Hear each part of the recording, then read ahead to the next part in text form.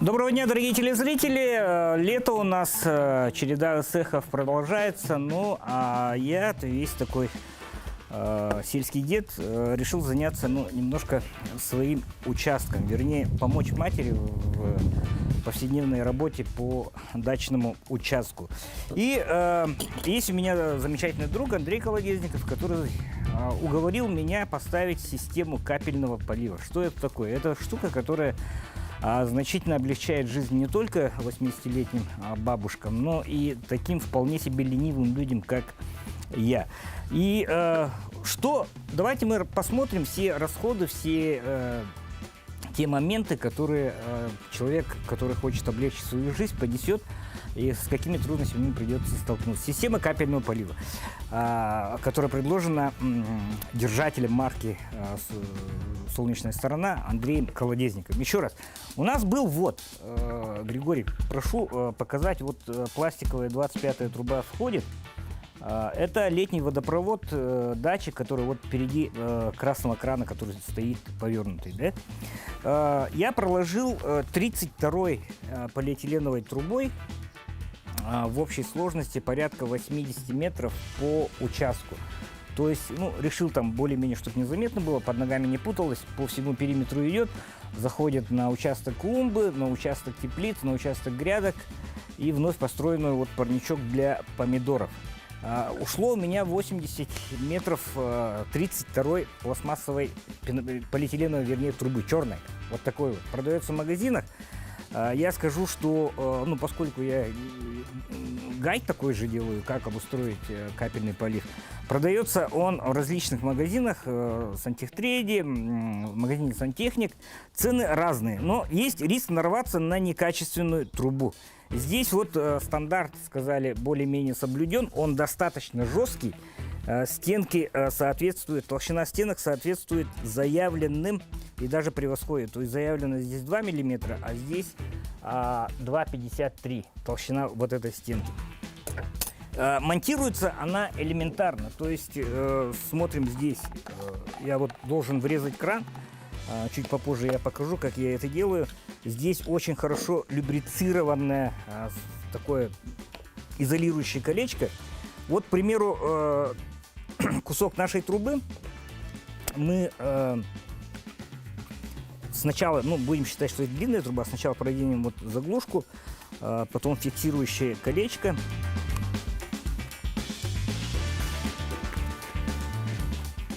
Примерно я так выставляю, сантиметра на 3, да? Затем одеваю эту штуку и сверху на него уже уплотнительное колечко. Такой получается сэндвич. И всю эту штуку силой вдавливаю в корпус того или иного фитинга, который должен обеспечить работу водопровода. Все зафиксировали, и все. То есть в одиночку я вообще весь этот спектр работ по проводке капельного полива проделал за часа 4-5 примерно, с протяжкой магистральной трубы. Очень важно, здесь, Григорий, тоже подойдем, я здесь сделал отвод для бани, чтобы машину мыть. Здесь что важно, после вводного крана до всей системы нужно поставить фильтр. Фильтр у нас выглядит таким образом. Если его открутить, это обычный сетчатый фильтр, не дисковый. Если его открутить, фильтр стоит, он, красный фильтрующий элемент. Не будем его трогать, пусть себе стоит, фильтрует. Для чего он нужен? Для того, чтобы взвеси всякие, которые в технической воде, летний водопровод, это такое, скажем так, не финишная водопроводная штука, да? Поэтому все частицы будут улавливаться этим фильтром грубой очистки. Водопроводик пошел, и мы идем. Давай мы пройдем, покажем. Здесь первое ответвление, здесь можно посмотреть так называемые капельницы. Да? Здесь расположен старт-коннектор, так называемый. То есть толстая труба пришла, от него идет с маленьким таким краником эта штука, который переходит на 16-ю трубу. Да? 16-я труба — это тонкостенная трубка, так называемая слепая. Слепая, потому что концовка обязательно должна заглушаться. И здесь через каждые 30 сантиметров располагаются диффузоры капельного полива. То есть вот когда вода запускается, у нас вода, к сожалению, после 19 часов только, да, и здесь из этих дырочек сочится вода. И количество воды, которое капает, скажем так, можно от 0 до 100 литров в час увеличивать. То есть можно, в принципе, потоп устроить. Вот такая вот штука. Пройдем дальше. Это только первая ветка, она пришла вот от магистральной трубы. Вот по этой вот трубе, туда лучше показать, вон стоит жидкое мыло, с которым я очень часто применял. Ага, вот пришло. Дальше обогнули мы по стороне забора. Эта же самая 32-я труба пришла сюда. Здесь запорный кран, потому что я хочу использовать иногда погружной насос для того, чтобы качать водосъемкость в день, когда воду, к примеру, не подают. Для этого у нас вот эта вот кишка организована. Отвод, вернее, труба дальше пошла, обходит теплицы и приходит грядка. В теплицах что интересно, да? Там опять же на каждой линии расположен старт-коннектор. В теплицах что интересно, здесь есть игольчатые вот эти увлажнители, там, не знаю, игольчатые штуки, которые можно воткнуть возле корня каждого растения, и он будет питать капельным путем каждое растение. Здесь же есть дырочка дождевателя, он такой легкий, такой дождичек образовывает. Когда включается, в принципе, я включу вчерашнюю запись телефона, вот я эта штука достаточно эффективно намачиваю. То есть вчера было увлажнено, и вот стоит до сих пор.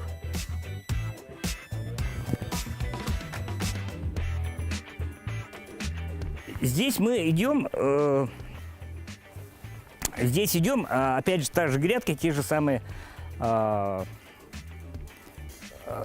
капельницы, которые можно регулировать. То есть регулировкой я буду заниматься еще, наверное, долго, потому что каждую штуку нужно будет регулировать, чтобы она капала конкретно под каждый вид растений. Здесь есть один такой нюансик, да, Григорий, вот мимо вот этой маленькой земляничной грядки, вот старт-коннектор, который, ну, вызывает, собственно, всю головную боль.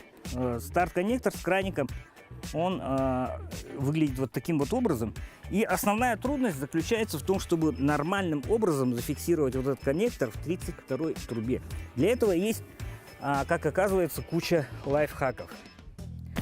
Ну, еще раз, проложил я магистраль.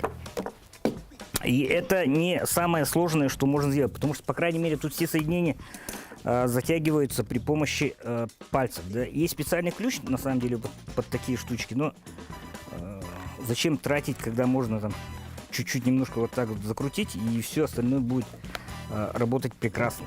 Слепая трубка заканчивается таким вот наконечником, да?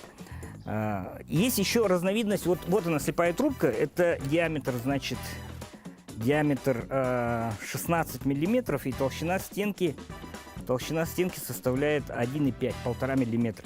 Это основной рабочий элемент. Есть еще ленты. Ленты, они с дырками сами в себе и капают под определенное растение. Что понадобится для того, чтобы смонтировать всю эту беду? Значит, вот лежит труба, давай мы попробуем промоделировать.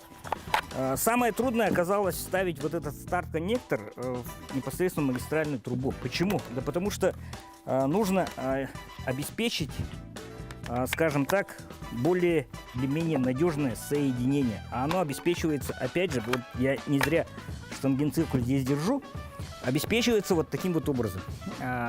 Измеряем сначала вот эту шейку. Да? Шейка составляет 1,45, 12 миллиметров. Есть еще вот такая вот уплотнительная резинка, она диаметром 15 миллиметров. Вот эта уплотнительная, я ее разрезал, чтобы легче было вытащить. Вот эта уплотнительная резинка должна сесть дырку размером 14 миллиметров, которую можно проделать при помощи сверла Форшнера в нашей трубе.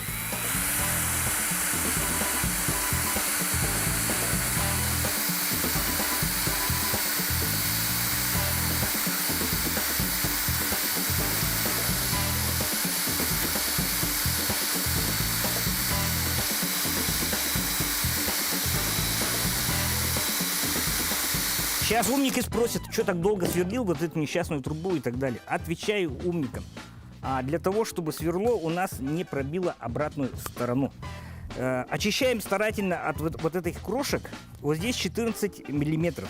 Вставляем вот эту трубку, да, уплотнительную. Она вставляет с достаточно большим напряжением, но встает. Встала. Теперь, если вы достаточно мощные и так далее, можно попробовать впихнуть ее вот так вот рукой. Практически невозможно, да? Выход какой? Я использовал жидкое мыло, которое вот оно стоит. Я сейчас...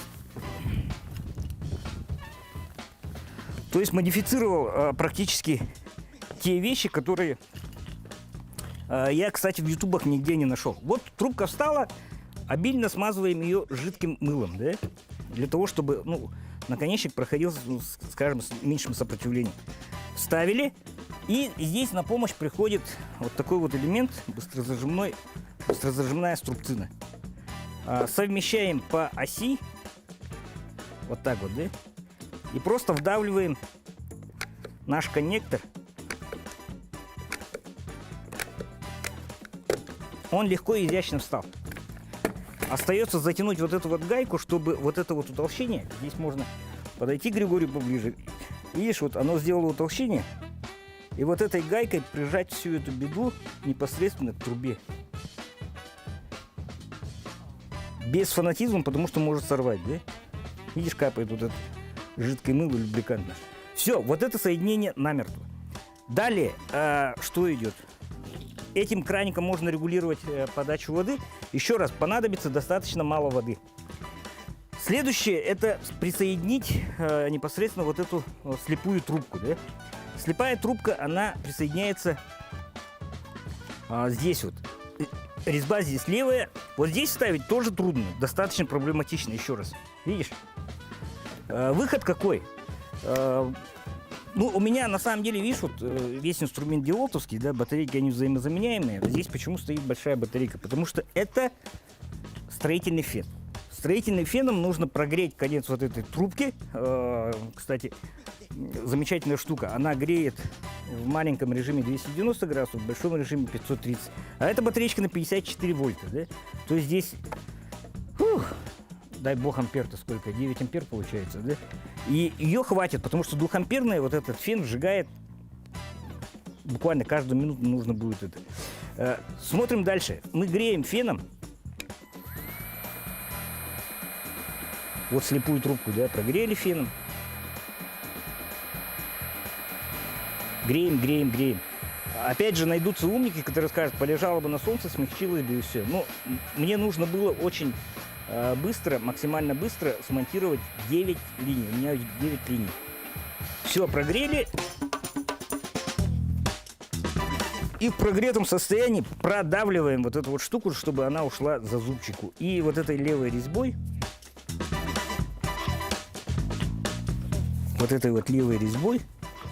фиксируем конец слепой трубки, чтобы она не соскочила, дай бог, с нашей штуки. Все, вот эта линия, считай, таким же образом здесь заглушаем при помощи вот этого наконечника вторую сторону. Все заглушили, и остается дело за маленьким, за очень маленьким. Кас болды? Алта, да? Хетте плюс алта қай? 12, да? Угу. Остается дело за очень маленьким. Есть куча распылителей. Есть вот стандартная регулируемая капельница. Она от 0 до 100 литров в час. Есть вот такие вот с усиками штуки, которые вы видели на огурцах. Достаточно, самая она дорогостоящая, по-моему, она, но на Али продается куча вот этих трубок а-ля капельницы, да, и вся вот эта фурнитура. И есть также микроджеты и образователи тумана. Я образователь тумана, кстати, очень хочу посмотреть, как он образует микрочастицы воды и так далее. Установка же вот этих, я повтыкал 68 вот этих капельниц, да, по всей линии. У меня 50 метров практически слепой трубы, и через каждые 30 сантиметров, ну, исключая места поворотов и так далее, я воткнул либо такую, либо вот с усиками. Как происходит установочка вот этой вот штуки на место?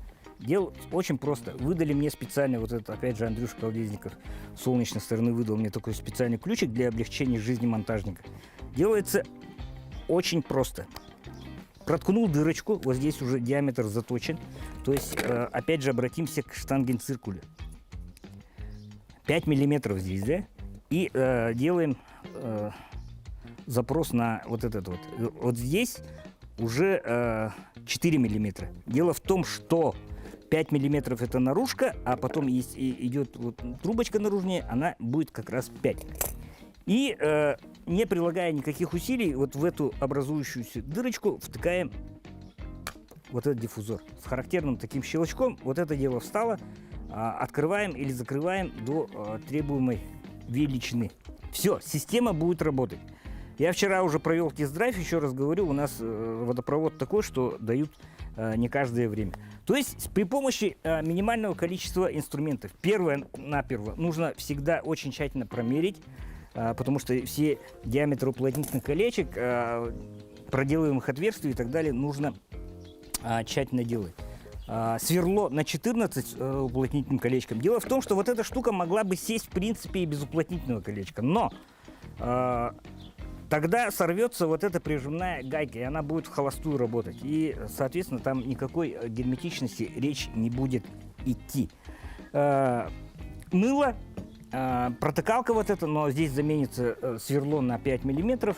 И желательно, очень желательно фен, чтобы не бегать по всему участку с удлинителем на плечах. Да, я еще раз говорю, вот использовал от циркулярной пилы большую батареечку, и в принципе фен работает от 18 вольт. Все желтое, видите, да? И давайте на глазах изумленной публики я попробую голыми руками и при помощи вот этой вот штучки поставить дополнительный кран для того, чтобы регулировать соответствующее давление как на шланге, которыми я заполняю бочку. Да? Дело в том, что я планирую погружной насосик там поставить и качать в те дни, когда они дают воду из бочки. Можно бочку, конечно, поднять, и вся эта штука будет работать самотеком, да? Но я так думаю, что не очень это по феншую будет. Давай, Гриша, здесь я на зеленой травке расположусь и просто-напросто при помощи только вот этого ножа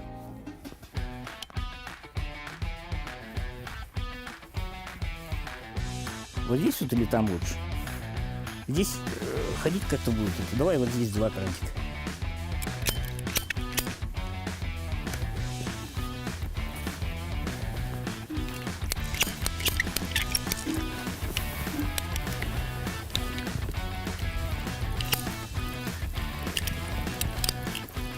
Вода, которая вчера была в системе, она осталась.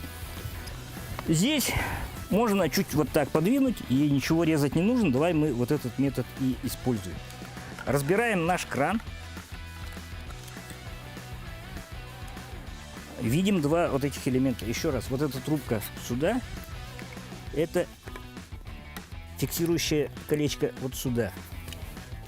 Далее вот этот вот хомутик. И внутри есть колечко. Почему я так делаю, а не протыкаю все вот это дело одним разом? Да, просто так оно гарантированно сядет на свое место.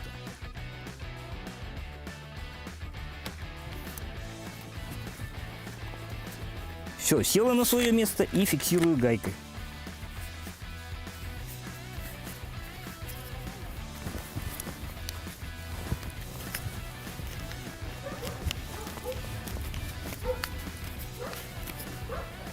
Будет держать, течь ничего не будет. Все, одна сторона готова. Также делаем вторую сторону. Весь этот конструктив разбираем. Фиксирующую колечко. Входной штуцер и уплотнительное колечко. Вот это обязательно. Это колечко очень и очень важно. И остаток продавливаем. Накидываем гайку.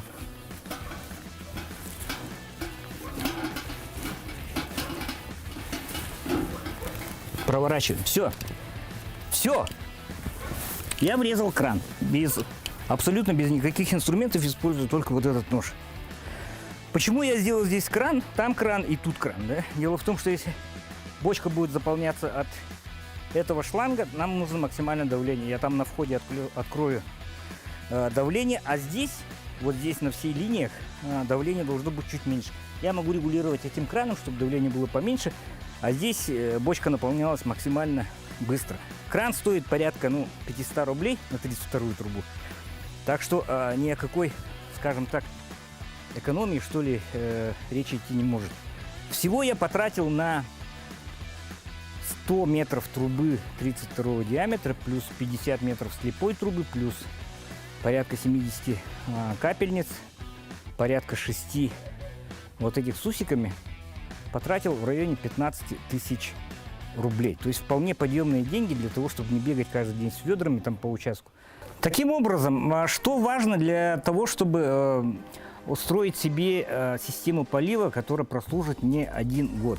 Перво-наперво это параметры магистральной трубы, то есть толщина трубы, ее жесткость и прочее должны соответствовать заявленной, даже превосходить. Дело в том, что есть разные производители, есть даже местные производители и так далее, но просто я не рискнул поддержать местного производителя, посчитав, что мое вложение, поэтому давай-ка я сделаю как раз тем материалом, который рекомендовал вот Андрюша, друг мой хороший, да? Вот эти все коннекторы, их можно купить либо в интернете, либо где-нибудь так, но специализированные магазины конкретно вот этот товар для систем капельного полива у нас не продают. Стоит она копейки. Ну, коннектор вот этот рублей 100 стоит, вот это вот, не знаю, рублей 8-11 стоит, да, капельница. Трубка стоит метр, порядка 30 рублей. В принципе, еще раз говорю, в разумные деньги можно уложиться легко и с минимумом инструментов. Ну и всем поклонникам капельного полива, которые отметились в Ютубе, я просто хочу сказать, ребята, ну, зачем зарабатывать себе синяки на ладонях, втыкая вот этот старт-коннектор вот так вот, да, когда можно просто в ближайшем ящике стола найти быстрозажимную струбцину и, смазав входное отверстие, продавить, используя только силу своих пальцев. Ну и параметры вот этой слепой трубки требуют немножко подогрева или, опять же, ну, каким-то образом извращенным очень нужно будет смазать для того, чтобы вот этот штуцер вошел в систему саму. Все. При давлении обычный дачный летний водопровод у меня ничего не прорвало, ничего не это. Просто нужно каждую вот эту капельницу, крутя вдоль против или по часовой стрелке, отрегулировать таким образом, чтобы необходимое количество влаги за отведенное время выкапывало, но образуя здесь участки увлажненности. Ну и специнструмент. К специнструментам я отнесу вот этот дырокол и ключ для затягивания вот этих накидных гаек трубы, компенсированный на 32. То есть, еще раз говорю, часов за 5 я устроил себе летний водопровод, сделал отводик под мойку машины, понавтыкал слепых трубочек на несколько грядок и повтыкал туда, проделав отверстие, вот эти вот диффузоры капельного полива. Очень оценила пожилая родительница систему, потому что ей не придется бегать там с лейками и так далее, мучиться. То есть один раз отрегулировав, можно забыть про нее. То есть воду включаю часов 7. Если даже я уехал, там кто-нибудь уехали, на даче никого нет, система сама польет, потом воду все равно вырубят, и, скажем так, сгнивания и прочего не будет. И еще одно. Чем предпочтительнее слепая трубка вместо вот этих скажем так, лент увлажнения, да? Вот эти трубки можно оставлять на зиму. Ну, по крайней мере, вот представитель солнечной стороны говорит, что у него несколько лет выдержали вот эти трубки, проверенные временем. И можно модифицировать всю вот эту систему, еще раз.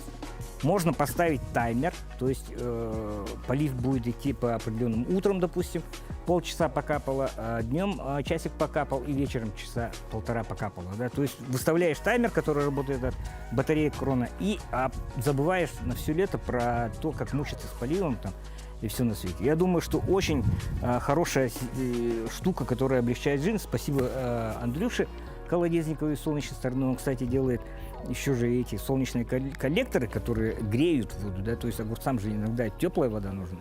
Вообще человек, который фанатеет вообще от дачного образа жизни. Ну и я начинающий дачник, который решил немножко вот принести автоматики в повседневную жизнь. Если что, обращайтесь, проконсультируем. В принципе, на все вопросы могут ответить либо я, либо вот представитель Андрюша, про которого я несколько раз уже упомянул. Ну и не забывайте про жидкое мыло. Не только руки мыть после вот грядок, да, но и вообще смазывать все вот эти пластиковые и прочие штучки, которые